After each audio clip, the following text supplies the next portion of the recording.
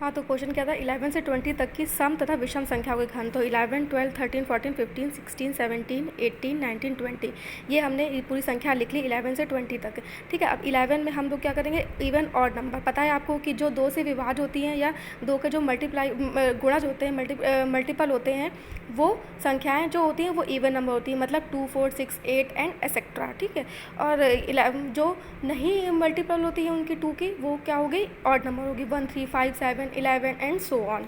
ठीक है, तो अब ऑड नंबर्स मैंने छाट लिए 11, 13, 15, 17, 19, सम संख्याएं 12, 14, 16, 18, 20। अब इनके क्या करना है, घन ज्ञात करने। तो 11 का जब आपको लर्न होगा तभी तो आप डायरेक्ट लिख पाओगे ना, 13, 31, 2197, 3375, 4913, 685, 20 तक आपको जो घन याद करने हैं, और 30 तक आपको जो क्या याद करने हैं, स्क्वायर्स। ठीक है, ये तो आपको लर्न होने ही चाहिए। 1 to 20 आपको क्या करने हैं, क्यूब याद करने हैं, और 1 to 30 आपको स्क्वायर, और नोट भी करने हैं अपनी नोटबुक में। उसके बाद जो हम लोग पढ़ लेंगे इसके, ये जैसे दिया हुआ है, क्या 216 एक घन पूर्णांक है, घन पूर्ण घन है, मतलब क्या 216 एक पूर्ण घन है। घन में गुणनखंड विधि से निकालते हैं। आपको पता है घन जो निकालते हैं हम लोग, किसके 2 विधियाँ होती हैं, वर्ग और वर्गमूल निकालने की भी 2 विधियाँ होती हैं। कौन सी होती है, एक गुणनखंड विधि, एक और भाग विधि। तो इसको हम लोग जब निकालेंगे गुणनखंड विधि से निकालने में 3 3 के युग्म बनाते हैं, और जब वर्ग निकालते हैं उसमें 2 2 के युग्म निकालते हैं। तो जब 216 का करेंगे, 2 से जब इसका फैक्टर करेंगे तो हम लोग 3 3 के वर्ग बनाएंगे, 2 2 2 एंड 3 3। तो इसके 3 3 के वर्ग बन रहे हैं। देन ये 216 का क्या आएगा, 3। तो ये पूर्ण घन है। अगर इसमें से एक का भी पेयर नहीं बन रहा होता तो वो पूर्ण घन नहीं होता। जैसे अब 2, 5, 6 एक पूर्ण घन है, तो अब इसका भी हम लोग जो फैक्टर करेंगे तो इसके भी हम लोग 3 3 के पेयर बना लेंगे। ठीक है, तो अब जब इसके 3 3 बनाने में 2 तो 3 के बन गए, एक ये, लेकिन इसमें नहीं बन रहा है। ठीक है, तो इसके ये जो था आपको पता ही है, जो 256 होता है वो किसका जो वर्ग होता है, 16 का। 16 × 16 क्या होता है, 256। तो ये घन तो होगा नहीं। तो इसमें क्या एक जो इसमें एक 2 की कमी है ना, इसमें एक 2 की कमी, तो ये पूर्ण घन नहीं है। ठीक, अब क्या है, वर्गमूल निकालने की विधियाँ। वर्गमूल निकालने की विधियाँ मैंने बताई कि गुणनखंड विधि और भाग विधि है, और आप लोग ये पहले भी पढ़ चुके होंगे फर्स्ट, सेकंड, थर्ड सेमेस्टर में, कि वर्गमूल 2 विधियों से निकाला जाता है। एक तो गुणनखंड विधि और भाग विधि, मतलब फैक्टर मेथड, मल्टीप्लिकेशन मेथड और डिवीज़न मेथड। तो गुणनखंड विधि सिंपल सी आप लोग जो बचपन से करते आए हैं, 144 का ये फैक्टर करके, 2 7 × 14, 2 2 × 4, फिर 2 3 × 6, 2 6 × 12, 2 9 × 18, कितने बार जाएगा, 2 9 × 18। अब ये जो 9 आया, ये 18 आएगा, ये किससे जाएगा, 2 9 × 18। अब 9 है तो 3 3 3 × 9, तो 3 टाइम्स जाएगा। तो इसके फैक्टर क्या हो गया, हम लोग 2 2 का फैक्ट बनाएंगे कि, तो जो पेयर, क्योंकि जो वर्ग निकालते हैं उसमें 2 2 के पेयर बनते हैं, और जो क्यूब निकालते हैं उसमें 3 3 के पेयर बनते हैं। तो ये क्या हो जाएगा, 2 हो जाएगा, ये 2 और ये 3। तो 2 2 × 4, 3 × कितना हो जाएगा, 12। तो ये 12 का वर्गमूल है।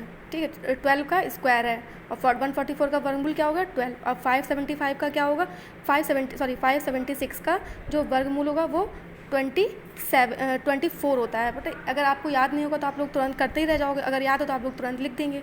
ठीक है, तो 576 से जब हम लोग फैक्टर निकाला तो 24 आएगा। ठीक है, अब ये भाग विधि से हम लोग समझेंगे। भाग विधि से क्या होता है, 2 2 के हम लोग पहले पेयर बनाते हैं, ऐसे करके पहले हम लोग उसको लिख लेते हैं। ठीक है, 25 20। तो अब इसको हम लोग राइट हैंड से पेयर बनाएंगे, 25 20। अब हम लोग आपको सिखाया था ना कि 4 4 जैसे ऐसे लिखते हैं ना, 20 25 ऐसे। अब इसके पेयर बना लेते हैं। अब ये कितने जाएगा, पहले इस वाली संख्या को करेंगे, 4 4 × 16, 5 5 × 25, ये ज़्यादा हो रहा है तो 4 4 × 16, तो यहाँ 16 लिख देंगे। अब यहाँ पे भी वही संख्या उतारते जो यहाँ होती है, यहाँ पे इसका तो लिख दिया, जो भागफल हुआ 4, तो इसमें से कितना बचा, 4 बचा और 25 बचा। अब इसका जो भी होता है टोटल ऐड करके लिख लेते हैं। अब यहाँ पे वही संख्या लिखते हैं जिससे इसका मल्टीप्लाई होगा। तो इसका मल्टीप्लाई किससे होगा, कैसे करेंगे, 5 से करेंगे, 5 से करिए।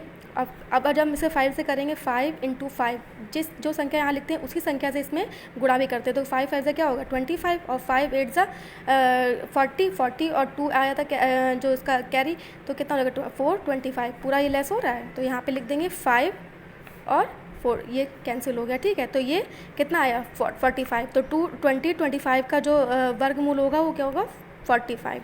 ऐसे इसका करेंगे, 2 2 के पेयर बनाएंगे, ये ऐसे करके जो दिया हुआ है 2 2 के पेयर बनाए, 1 का अलग करके इसका 125 आंसर आएगा। क्वेश्चन कर लेंगे एग्जाम्पल, ठीक है। 41 उसका होल स्क्वायर माइनस 40 का होल स्क्वायर का मान ज्ञात करना है। तो आपको पता है 41 का होल स्क्वायर 1681, 40 का 1600।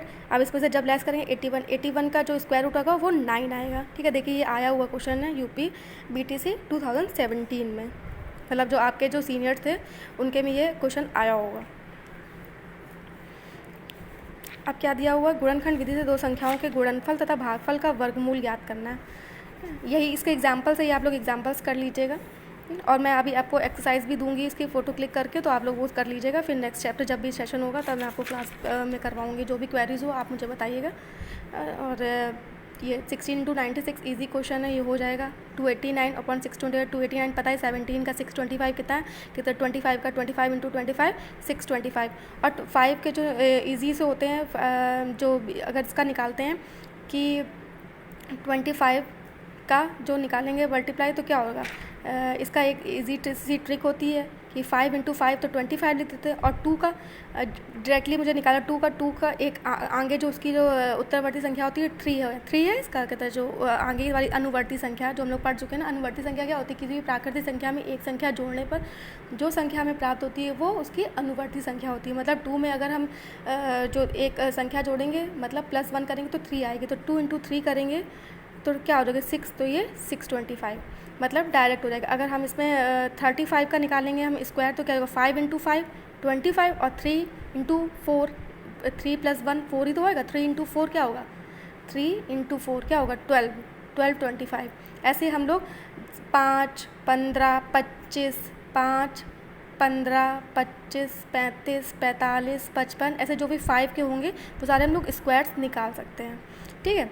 अब ये संयुक्त भिन्न जो दी हुई होल वो मिक्स्ड फ्रैक्शन दी हुई है 4 होल 29 अपॉन 49, इसको हम लोग कैसे निकालेंगे, इसका पहले सिंपली ऐसे मल्टीप्लाई कर लेंगे 4 का 49 में प्लस देन इसमें ऐड कर देंगे तो 225 अपॉन 49 आ जाएगा। 225 का जो भी होगा 15 होता है, 15 का निकालिए कैसे आएगा 5 25 और 1 में एक 2 का करेंगे तो क्या होगा 2 आएगा, 225 हो जाएगा, ठीक है। तो ये 15/7। अब ये देखिए इंपॉर्टेंट क्वेश्चन है कि किसी संख्या, ये आता है किसी संख्या के वर्गमूल में अंकों की संख्या ज्ञात करना। किसी संख्या, जैसे आपका क्वेश्चन हो गया 1331 में कितने वर्गमूल में अंकों की संख्या क्या होगी, ऐसे आ गया। जैसे ये क्वेश्चन आया 1331 में संख्या में वर्गमूल के अंकों की संख्या, ठीक है। तो इसका कहना है किसी दी गई संख्या के वर्गमूल में अंकों की संख्या ज्ञात करने के लिए उस संख्या के अंकों पर बाईं ओर से अंक के प्रत्येक जोड़े पर क्षैतिज रेखा खींचते हैं। यदि जोड़े बनने से कोई संख्या शेष बचती है तो उस पर भी एक रेखा खींच देते हैं। जैसे हमने यहाँ पे लिया 624, तो जो भी हम लोग क्या कर रहे हैं कि उसको जो बाईं ओर से खींच रहे हैं तो इसमें एक ऐसे क्षैतिज रेखा खींच दी। अब ये क्या दिया हुआ, कोई संख्या शेष बचती है, मतलब जोड़े बनने पेयर बनने में कोई संख्या शेष बचती है तो उस पर भी एक संख्या जो लाइन खींच देते हैं और उसको भी ऐड कर लेंगे। जैसे इस प्रकार जितनी रेखाएँ खींचती हैं वही वर्गमूल की संख्या होती है। देखिए इसको प्लीज़ अच्छे से पढ़िएगा। किसी दी गई संख्या के वर्गमूल में अंकों की संख्या ज्ञात करने के लिए उस संख्या के अंकों पर बाईं ओर से अंक के प्रत्येक जोड़े पर क्षैतिज रेखा खींचते हैं। यदि जोड़े बनने से कोई संख्या शेष बचती है तो उस पर भी क्या क्षैतिज रेखा खींच लेते हैं, मतलब हॉरिजेंटल लाइन खींच लेते हैं। जैसे यहाँ पे दिया हुआ 1331, इसमें हम लोग सब लोग इसके पेयर्स की जो लाइन खींच लेंगे, ठीक है। अब इसमें कितने पेयर्स हुए, 2 हुए, ठीक है। अब 625 है, इसमें ये बच गया, इसका कोई पेयर नहीं बना, फिर भी हम इसमें लाइन कर लेंगे। 1225 है तो ऐसे हो जाएगा। इस प्रकार जितनी रेखाएं खींचती हैं वही वर्गमूल की संख्या होती है, अतः संख्या सम होने पर वर्गमूल में अंकों की संख्या आधी होती है। संख्या सम होने पर वर्गमूल में अंकों की संख्या आधी होती है। संख्या विषम होने पर वर्गमूल संख्या में अंकों की संख्या के उत्तरवर्ती संख्या के आधे के बराबर होती है। उत्तरवर्ती संख्या मतलब जो बताया था ना अभी कि जो उसे +1 मतलब आगे की संख्या, जैसे ये है 1 2 3 4 5, तो अब 1 की उत्तरवर्ती संख्या 3 और 2 की पूर्ववर्ती संख्या 1, 3 की उत्तरवर्ती संख्या 4।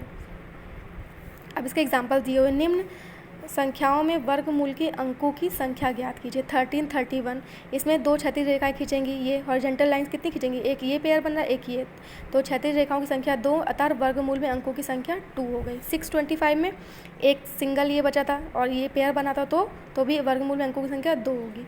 ठीक है। 1764 में वर्गमूल के अंकों की संख्या 2, इसमें क्या है? 15, 87, 6, मतलब एक 76 का पेयर बना, एक 58 का बना, एक ये सिंगल रह गया, इसका भी पेयर नहीं बना है, लेकिन फिर भी इसके ऊपर एक लाइन हम लोग ड्रॉ कर लेंगे, हॉरिजॉन्टल लाइन। ठीक है। तो वर्गमूल के अंकों की संख्या कितनी? 3 हो गई। अब इसमें आप लोग बताइए 61, 33, 24, इसमें 1, 1, 2, 3, तो 3 हो जाएगी। ठीक है। इसको आप लोग ध्यान से पढ़िएगा और करिएगा क्वेश्चन। अब दशमलव संख्या का वर्गमूल निकालना। दशमलव संख्या को हम लोग सिंपल से भी कर सकते हैं, जैसे 17.64, इसका हम लोग जब उसको पॉइंट हटाएंगे तो क्या आएगा? 1, जितने भी संख्या होती है उतने जीरो लग जाते हैं। पॉइंट हटाया 1 लिखा, जितने जीरो पॉइंट हटाया 1 लिख दिया। ठीक है। और जितनी संख्या उतने नीचे 0 लिख लेते हैं। उसके बाद हम इसका जो है वो वर्गमूल निकाल लेंगे सिंपल फॉर्म से। उसके बाद जितने भी इसकी वैल्यू होगी उसमें उसका वैल्यू रख देंगे। और इसका हमें पता ही है वर्गमूल क्या आएगा? 100 का 10 आता है। अब इसका हमको निकाल के रखना है। देखिए अब 1764 का निकालेंगे, पता ही है 2 के पेयर बनेंगे, तो 4 4 ज़ा 16। ठीक है। 1 बचा, फिर 64 ऐसे उतार लिया, 4 4 8 हो जाएगा 8। अब इसका मल्टीप्लाई करेंगे, जो संख्या वही संख्या नीचे लिखेंगे, वही संख्या यहाँ पे भागफल में आएगी। 282, 82 इंटू 2 करेंगे तो क्या आ जाएगा? 164, 82 इंटू 2, मतलब जो संख्या यहाँ लिखते हैं वही संख्या यहाँ पे भी आनी चाहिए, तो 164, और यहाँ पे भी आई तो क्या हो गया? ये 1 कैंसिल हो गया, 164। तो ये इसका जो वर्गमूल आया 164, और 100 का पता ही है 10 होता है। अब यहाँ पे पॉइंट लगाना, क्योंकि दशमलव निकालना, तो एक ज़ीरो है ना, तो एक अंक बाद ही आएगा ना। सॉरी, इसका जो आया था वो कितना आया था? 4.242/10। अब इसका ये एक संख्या, अब एक संख्या के बाद यहाँ पे जब दशमलव लगाएंगे तो 4.2, मतलब क्या आएगा? √17.64 का वर्गमूल क्या आ जाएगा? 4.2। सिंपल फॉर्म में उसको करके उसके बाद उसका वर्गमूल निकाल के फिर उसको आप उसमें जो दशमलव होगा जिस भी जगह आएगा, जिस प्लेस पे, उस जगह उसको पॉइंट आउट कर देना है। ये इसका 4.2 प्राप्त हुआ। ऐसे इसका भी कर लेंगे 84.8241 का, 84.8241। अब इसका यहाँ पे पॉइंट था, पॉइंट को हटाया तो क्या 1 लिख लिया, फिर कितनी संख्याएं? 4 संख्याएं, 2, तो 4 टाइम्स 1 2 3 4, 1 2 3 4। अब हम इसका भाग विधि से निकालेंगे इसका जो भी वर्गमूल आएगा है, सिंपल सा। अगर मान लिया 921 आया और इसका कितना आएगा वर्गमूल? कितना आइए? 10,000 है, 10,000 का कितना आएगा? 100 आएगा। ठीक है। अब 2 अंकों बाद इसकी संख्या में पॉइंट लगा देंगे, 9.21, ऐसे कर लेंगे इसको। इसका एग्जाम्पल्स हैं, ये आप लोग करिएगा। मैं फ़ोटो क्लिक करके आपको भेज दूँगी, और जो मैंने डेफिनेशंस करवाई हैं वो आप लोग उस पर अपनी कॉपी में राइटअप कर लीजिएगा।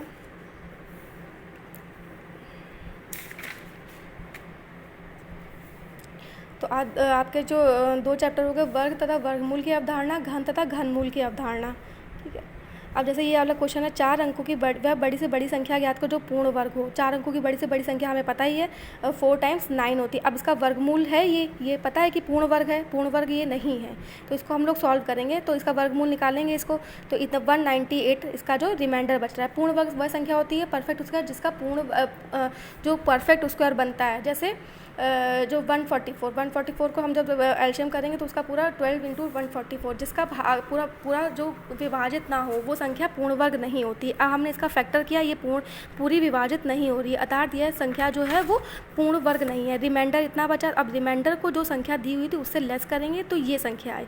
अब ये संख्या क्या है? पूर्ण वर्ग है। जैसे अब हम इसका 9801 का जब हम जो वर्ग निकालेंगे वर्गमूल, तो जो संख्या आएगी वो पूर्ण वर्ग होगी। ये यहाँ पे जो भी रिमाइंडर आएगा वो 0 आएगा, रिमाइंडर कुछ भी शेष नहीं बचेगा। ठीक है। तो आप लोग ये क्वेश्चंस करिएगा, उसके बाद मैं आपको एक्सरसाइज अभी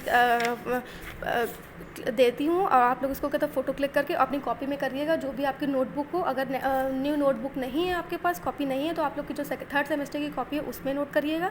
अदरवाइज़ आपकी कॉपी सबकी बनी होनी चाहिए, मैंने बनवाई थी। Okay, thank you class.